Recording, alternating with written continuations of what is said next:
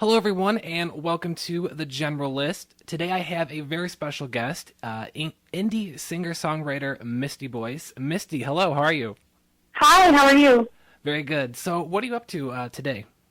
Today I'm actually in rehearsal. I'm playing with my friend Mike Grubbs of the band Wakey Wakey at Rockwood Music Hall tonight in New York City, so we're rehearsing for that show tonight. Awesome. You performed with national artists like Ingrid Michaelson and recently Sarah Bareilles. Who else would you like to work with? You know, playing in their band, do a song with? Oh man, my dream right now is to play with this band called Dawes, Dawes. Mm-hmm. It's sort of my dream for them to be my backing band and to open for them. And play with them and everything. They're my favorite right now. Yeah, they're awesome. We have the song of theirs, the single right now in rotation. So. Oh, so great. Yep. So you stated a few years ago that some of your influences included Tori Amos, Radiohead, and Miles Davis. Musical taste often evolves over time and new artists emerge. Who are your influences right now or people that you really like to listen to? I think, well, Dawes is definitely at the top of that list right now. I think in the past few years, I've been really influenced by Emily Haynes and the band Metric, her solo stuff and the band. Gillian Welch and Dave Rawlings is a big one. Emmylou Harris. I think I've kind of gone back a little bit to my Texas, New Mexico country roots in the past few years. And I just saw Tom Petty last night. He's a big one. Oh, awesome. So maybe more like I'm digging the Americana vibe these days. Very cool. So you were planning on playing several dates in Germany this summer. What's it like to be able to play outside of the U.S.? Oh my gosh, it's so great, especially Germany. I haven't played too many other places in Europe, but they love American music so much, and I really feel like a rock star when I go over there.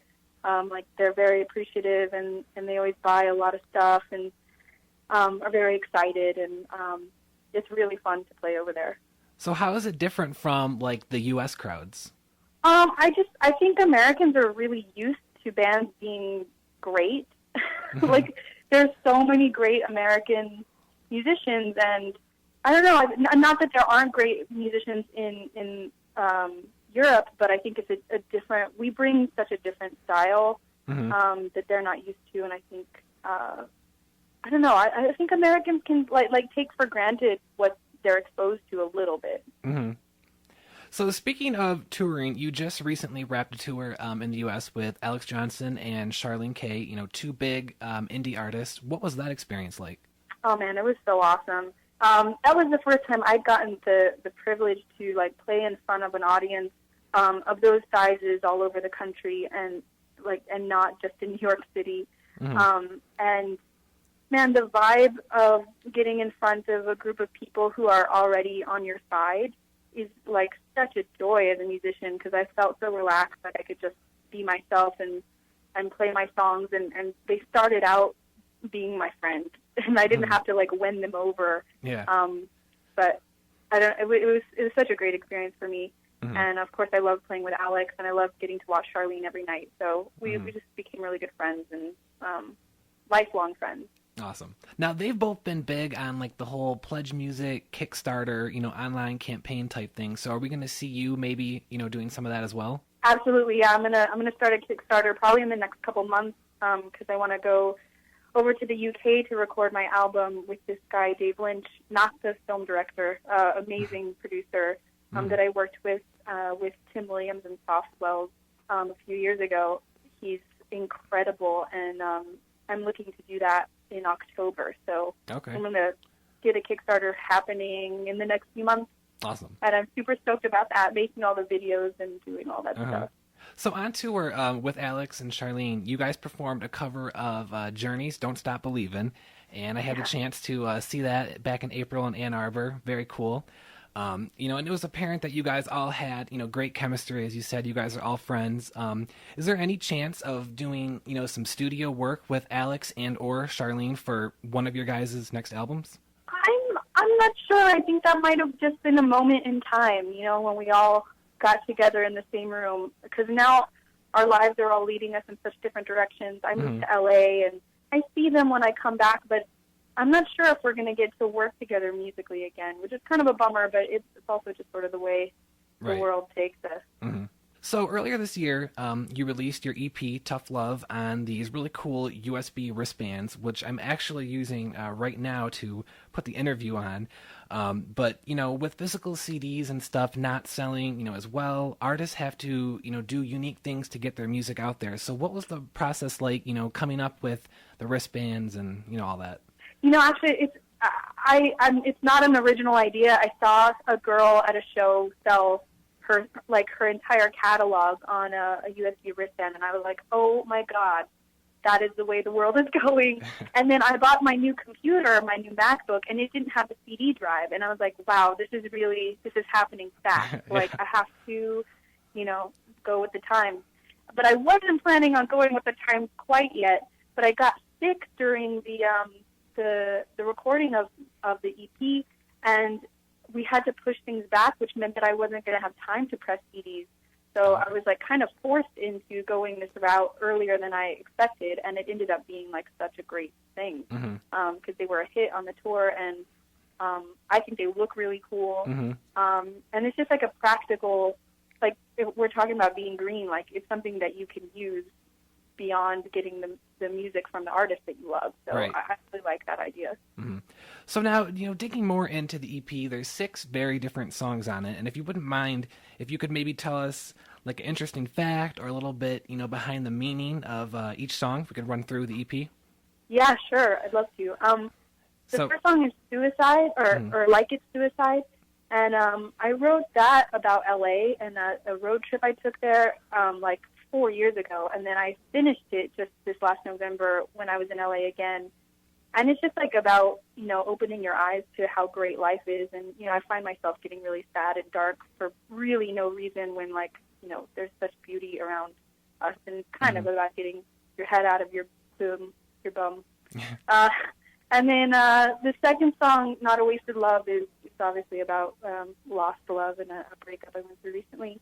And then the third song, Broken Hearted Girl, is the same vibe. Came out of the same heartbreak. The fourth song, I think, is Tough Love. But yeah, I wrote that song like 4 or 5 years ago, just like on GarageBand. It was a kind of a throwaway song, but then I just felt like it was really resonating with me now. And that's kind of about like some old family stuff. And then Perfect Wheel is